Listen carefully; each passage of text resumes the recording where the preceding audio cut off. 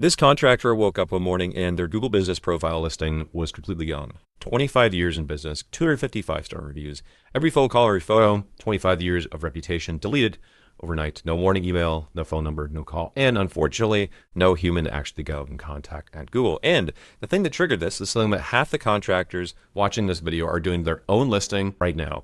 I'm going to show you the real business this just happened to, the exact email that Google actually sends you when they pull the plug, and the precise process that we use to bring suspended listings back, because you only have one chance to get this right, and our procedure has never failed. Stick with me. This is the video that saves the business you already built. So here's why this one trick matters more than any kind of ranking trick that I'm going to show you on this channel. Everything else on this channel makes your phone ring, but this one trick saves you from going to zero instantly, overnight, without any kind of warning. Your Google listing is probably the single most valuable thing that you own online for your business. It's where all the calls come from, and Google can pull it over a mistake you didn't even know was a mistake, and there is no customer service line to call. But the good news is that it's almost always preventable, and when it does happen, it is fixable. If you want us to pull your listing and tell you whether you're actually sitting on one of these negative triggers right now before Google finds it, the link is down below.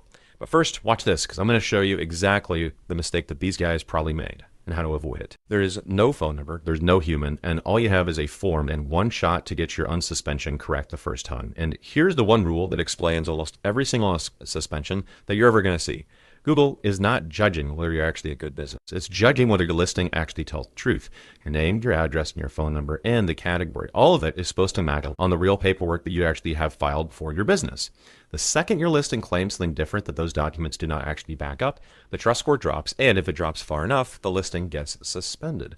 No warning, because the system is completely automated. So almost every suspension traces the same route. The listing said something that the paperwork just couldn't prove. Now, hold on to that, because it's also exactly how you're going to get it back. Now, let me show you how often this is actually happening. Scroll this with me for just a minute. Somebody new is losing their listing every single day. This is Google My Business over on Reddit, and you can see tons and tons of business owners here talking about a suspended profile.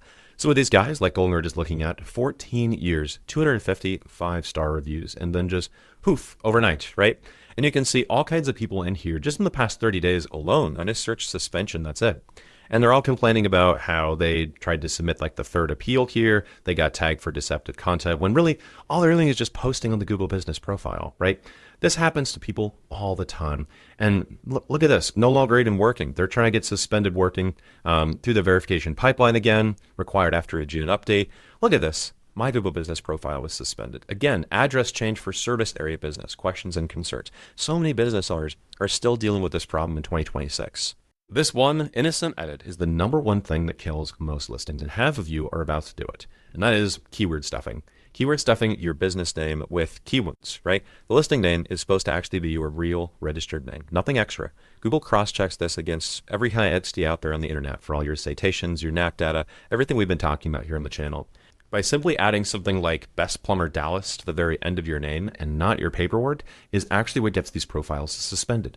Number 2 is the one that actually gets guys who are trying to grow, right? As you start expanding your Google Business Profiles across your entire city, as you try and get different ranking nodes throughout the map pack, eventually you're going to need to carry over new addresses, right? You're going to get new phone numbers, these different locations in. You have to make sure all of your citations actually line up with that information. Without it, you end up scattered in a whole bunch of different profiles everywhere with mismatched phone numbers and addresses that don't make any sense. Now, real quick, here are 3 other gotchas that Google can suspend your listing over. And one, obviously, is changing the address, right?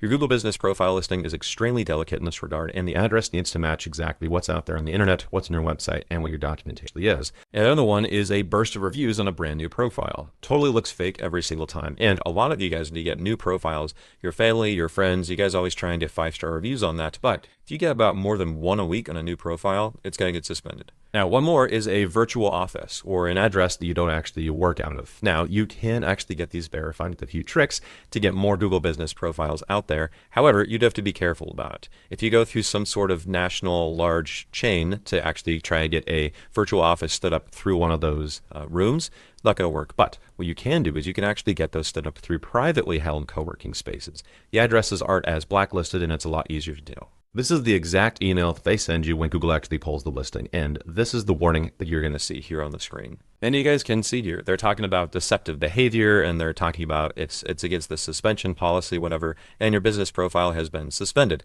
Owners see this email and it looks very, very scary, right? Your stomach drops. This is actually a client of ours from a while back that had this happen to their profile. Now, spoiler alert, we actually did get this thing back.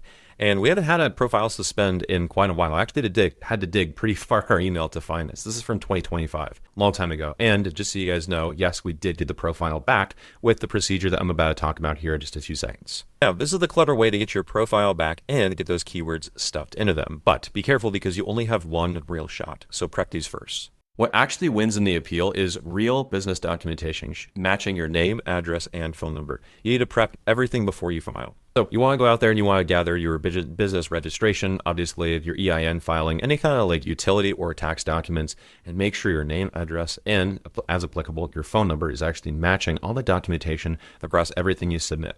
You get about 3 documents total, and you want to use the most official ones first, for sure. You don't want to use a whole bunch of utilities. Always want to try and use some kind of government-verified document. That's going to be the strongest. And here's where you need to make sure your name actually matches with those keywords stuffed into your profile.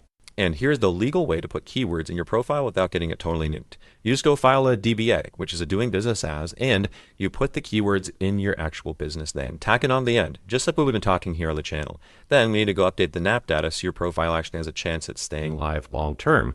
This is exactly how you actually stuff keywords in your profile and get massive, massive moves out of the NAP pack while not getting your profile suspended. So here's the whole thing in one line. A suspension usually feels like it's the end of the world, right? No warning, no phone number, no human to contact. You just have a form. But almost every one of those traces back to the same mistake. The listing said something that the paperwork actually didn't back up, and you tried to bump it, right? You made some kind of edit in the profile. Information didn't match what Google actually has on you, and the profile suspends.